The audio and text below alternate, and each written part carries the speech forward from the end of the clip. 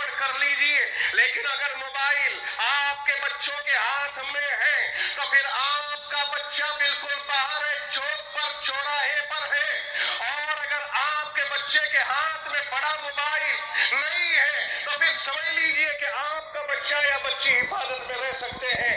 ہم نے lock down کے زمانے سے ایک انتہائی خطرناک ترین حال دیکھا ہے کہ لوگوں نے کہا تعلیم ہوگی، لوگوں نے کہا گھر گھر تعلیم پہنچے گی، لوگوں نے کہا کہ تعلیم کے لیے آن لائن تعلیم کے لیے بڑے موبائل کی ضرورت ہے۔ ایسا لگتا ہے کہ بائی پلان چوریانیت، جو ننگا پن، جو فحاشی اور جو بدماشی گھروں میں نہیں پہنچ رہی تھی، اسے گھروں میں پہنچایا گیا ہے۔ پلاننگ کے تحت تعلیم کے بہانے ہر طالب بچے کے ہاتھ میں موبائل آ گیا۔ ماں باپ نے کچھ بھی کیا ہو اسے بڑا موبائل خرید کے لیا، کیوں؟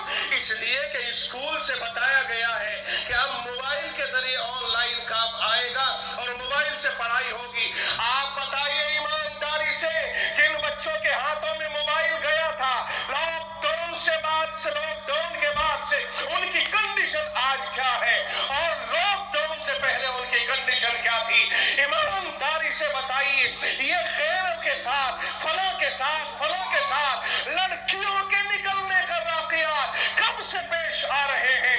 اس سے پہلے تو خال کوئی واقعہ پیش آ گیا، مگر آج برا نہ مانیے روہتے کے لوگوں، میں ایک سچ کہتا چلا جاؤں اور ایک حقیقت کو آپ کے سامنے بیان کرتا چلا جاؤں کہ لاک ڈاؤن کے بعد سے جب سے موبائل ہمارے ہاتھوں میں آئے ہیں اس وقت سے لے کر آج تک یہ فیصد اتنا بڑا ہے، اور اس سے پہلے تو کوئی کبھی کبھار سننے کو ملتا تھا، اور اس کے لیے بھی مجھے لگتا ہے کہ انہیں بڑے پاپڑ بیلنے پڑتے ہوں گے۔ اب نکلنے کے لیے کوئی اتنی زیادہ مشقت نہیں ہو پاتی، لاکھوں لڑکیاں ادھر سے ادھر ہو گئی، اور یہ میں نہیں کہتا، رپورٹ کہتی ہے، یہ میں نہیں کہتا، آپ خود کہتے ہو، آپ کو مجھ سے زیادہ معلوم ہے، نہ جانے کتنی لڑکیاں ادھر سے ادھر ہوئی۔ میں سمجھتا ہوں اس میں بڑا قصور موبائل کا بھی ہے، اور قصور تو بہت سارے ہیں، اس وقت میں ہم ان قصوروں کی طرف نہیں جا سکتے ہیں، لمبا وقت ہو جائے گا۔ بہت ساری خامیاں ہیں جنہیں ہم نے احساس تک میں نہیں لائے ہیں۔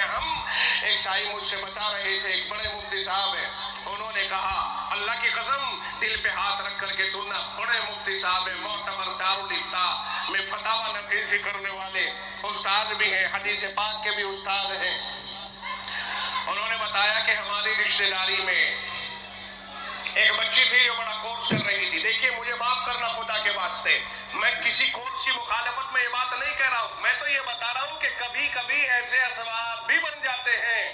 میں یہ بتانا چاہ رہا ہوں، صرف میں کسی تعلیم کی کسی کورس کی مخالفت نہیں کر رہا ہوں۔ کبھی آپ یہ کہیں کہ ان مولویوں کو تو کچھ اور دھندا رہا ہی نہیں، ایسا نہیں، اللہ کا شکر ہے، مولویوں سے زیادہ مضبوط فکر آج بھی اگر بڑے سے بڑا کوئی فلسفی اور کوئی بڑے سے بڑا وہ آئے، مولویوں کے برابر اتنی بلند سوچ کسی کے اندر نہیں ہے، نہ کسی کی ماں نے دودھ پلایا ہے جو مولوی کی سوچ کو پہنچ جائے۔ میں صرف یہ بتانا چاہ رہا ہوں کہ انہوں نے بنت سے نفیس مجھ سے واقعہ نقل کیا اور کہا کہ ہماری رشتہ دار لڑکی کالج میں بڑا کورس کرتی تھی، ان کے گھر پہ ٹیلی فون آیا کہ آج ڈانس ہے، کالج میں ڈانس ہے، آپ کے لڑکی کو کہا، لڑکی کے ماں باپ سے کہا کہ صاحب آپ کو ڈانس پارٹی میں حاضر ہونا ہے۔ میں اچانک پہنچ گیا، تو جس وقت میں پہنچا وہ تیاری کر رہے تھے چلنے کی، مجھ سے کہنے لگے، مفتی صاحب آپ معذرت خواہ ہیں، آپ تشریف رکھیے، کھانا یہ کریں گے، اور ہم نے ذرا سا وہاں کالج جانا ہے، وہاں سے فون آیا تھا اور پرنسپل کا کہ صاحب آج ڈانس پارٹی، آپ کی بیٹی کا ڈانس ہے، اس لیے ذرا ٹائم سے آ جانا۔ تو میں نے ان سے کہا کہ بھائی یہ کیا کہہ رہے ہو تمہاری بیٹی لوگوں کے بیچ میں ناچے گی اور تم اسے دیکھنے جا رہے ہو؟ انہوں نے کہا مفتی صاحب زمانے کے ساتھ چلنا پڑتا ہے، کیسی بات کر رہے ہو آپ بھی، کون سی دنیا میں جی رہے ہو، یہ تو زمانہ ہے، ترقی کرنی ہے تو ہمیں بھی آگے بڑھنا ہوگا۔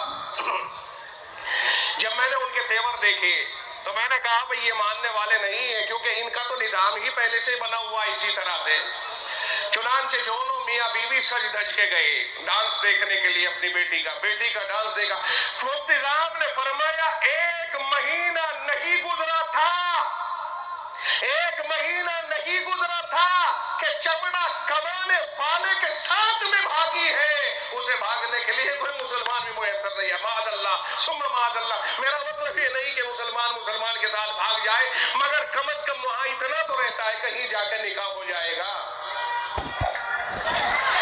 चमड़ा कमाने वाले से मुराद समझ गए हो आप? सूरत हाल ये है, मैं तो सिर्फ नकल कर रहा हूं, बीच में कोई वास्ता नहीं है। कहा उसके बाद में दोनों मियां बीवी थे, सर पकड़ करके रो रहे हैं और फिर हमसे कहते हैं मुफ्ती साहब आपने सही कहा, हमने नहीं मानी, हमारे ऊपर भूत सवार था।